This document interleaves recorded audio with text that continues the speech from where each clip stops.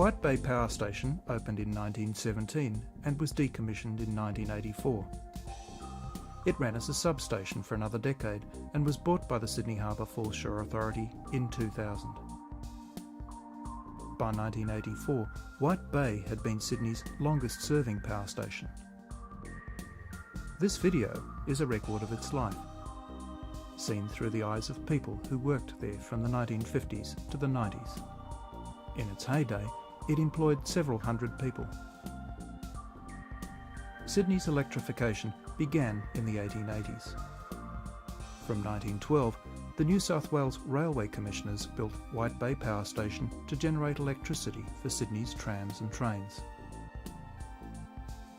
In 1953, a new body, the Electricity Commission of New South Wales, inherited White Bay when it took over all the state's power stations.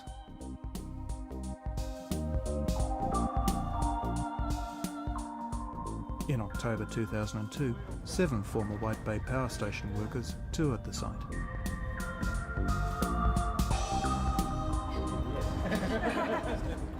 Who would want to preserve this rubbish here?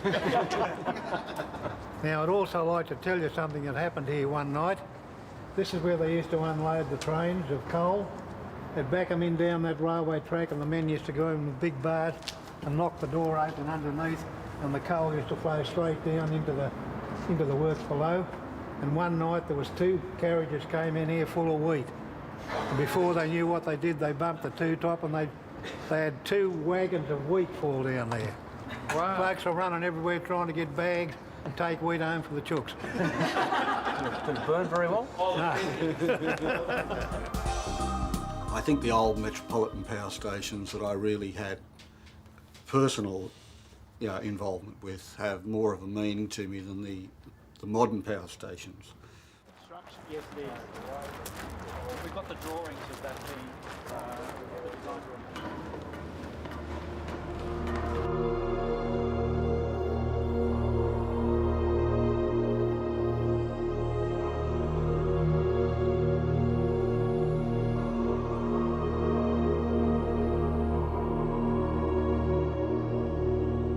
Was this operational very much? Because in the 80s, really, this was a standby unit, wasn't it? It was. We were drafted in. A lot of people came back when they refired it because of the power shortages in the Hunter Valley. That was it. And it was only about a year. Yeah. When they had the rotor problems, stator problems at Liddell, they reactivated here in Piermont Power Station, took a lot more new people into the station. I remember one day I was on top of the boilers, staying on top of the boilers. I had no head for heights. On top of an extension ladder, changing the globes and the roof, and I was absolutely crapping myself. But I did it. I had to sort of prove to myself that I could do it. Well, working at heights, working in dangerous conditions. I mean, the place was dripping with asbestos. I mean, I used to walk around and sort of trying to hold my breath around the pump rooms and things like that, because the asbestos was in the air, really, and you knew it wasn't going to do you any good.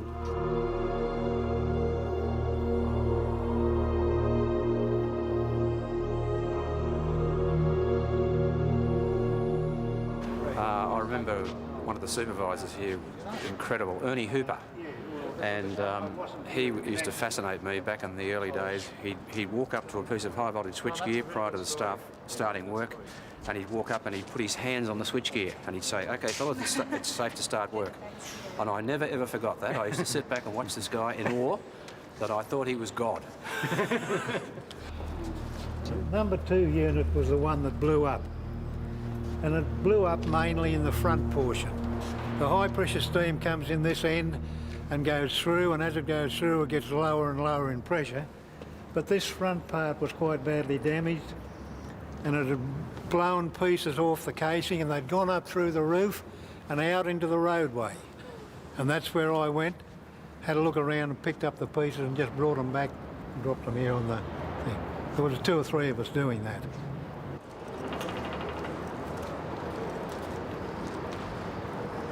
Nothing was done before 8:30.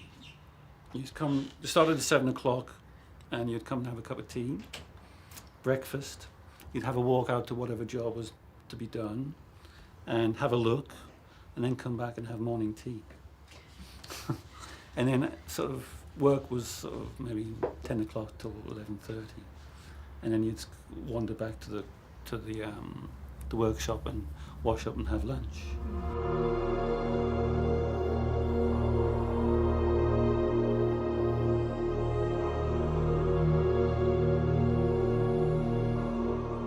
This was the main entrance. Right. So this was really the public entrance. The public entrance. Okay.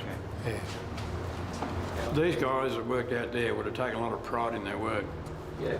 And they didn't just twiddle a valve and sit down and look at some gauges. They went around with a can of brasso and a rag and a duster, and they were cleaning the place up as well.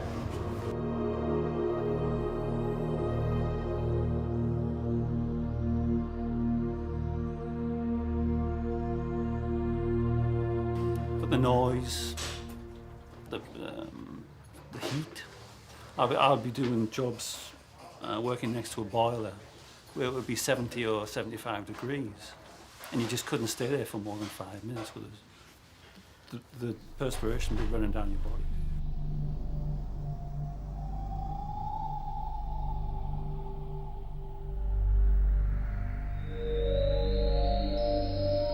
I never came in this room for entertainment, but there was a real tradition of concerts and what have you. In the very early days, there was concerts, bands and what have you, established in the railway industry as part of the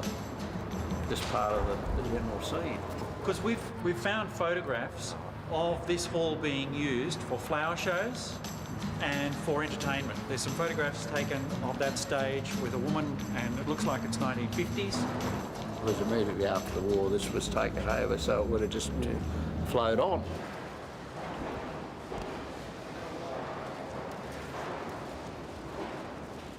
In the old days, it would have been flying the place by the seat of your pants. You get a feel, you get it attuned to all the noises. Yeah. Whereas in a modern power station, you're in a soundproof control room.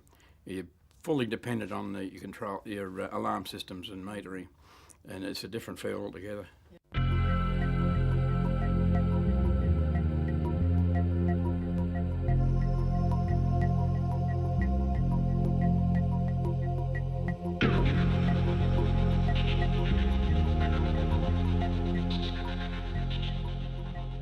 I just remember this place as an operations centre for the units and the switchyard.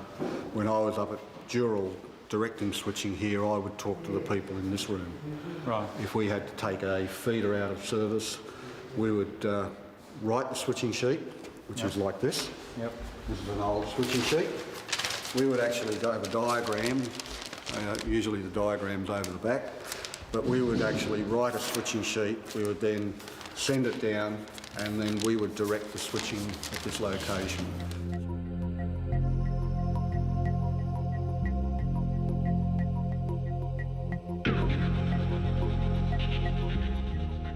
I'd love to have another week or 2 weeks just to stroll around and look at stuff.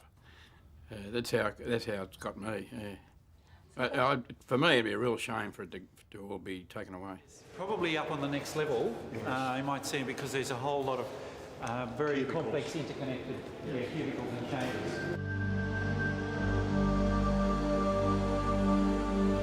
This cabling was regarded as what I would call a classic example of pyrotechnics wiring.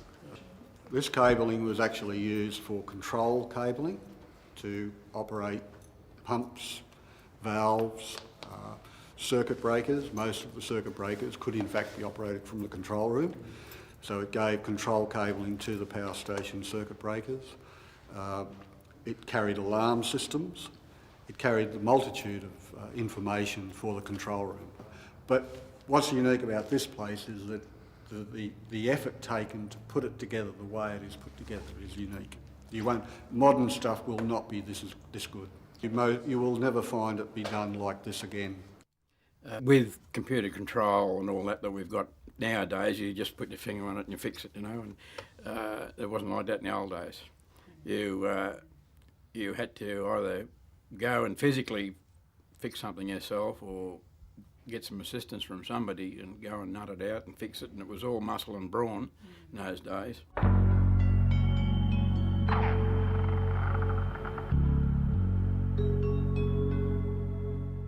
This is the 11 kV switch room. The original supply out of here was to the local railway initially, and they achieved that through their 11 kV system. It was only when the Electricity Commission took over that they had to get power out to other locations like Piermont Power Station and Rozelle substation that they introduced 33 kV switchgear. But this is the old railway switchgear and would go to a lot of railway substations. If there was a blow up, it just blew up until it stopped blowing. On the new section, there's all bus bar protection. As soon as you get a blow up, it trips straight away and the fault's cleared. No one wanted to be here in times, if there was a blow up.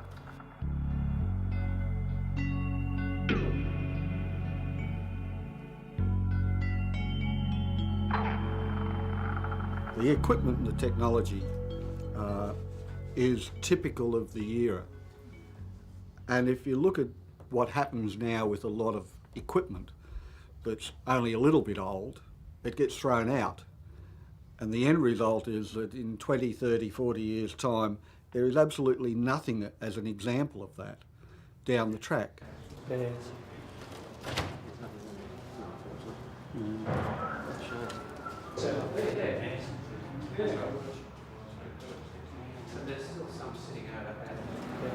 This is wonderful. Stuff hasn't changed at all, has it? Yeah. Controls are amazing.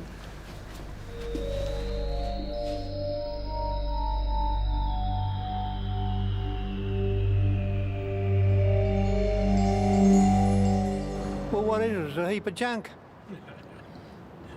What's the good of that? What's the good of those holes there? Knock it all down.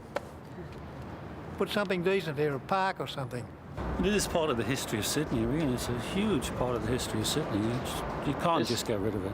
This kept your electric trains going. Because it's recent history, the 50s and down back to the 20s. People tend to overlook it, but one day it will be older history, and it should be kept for future generations. The whole reason the Electricity Commission was built or formed was to try and overcome the increasing number of blackouts we were going to get in New South Wales. So this power station was part of the Electricity Commission's plan to stop these blackouts. And as a result, it is part of our history, our industrial history.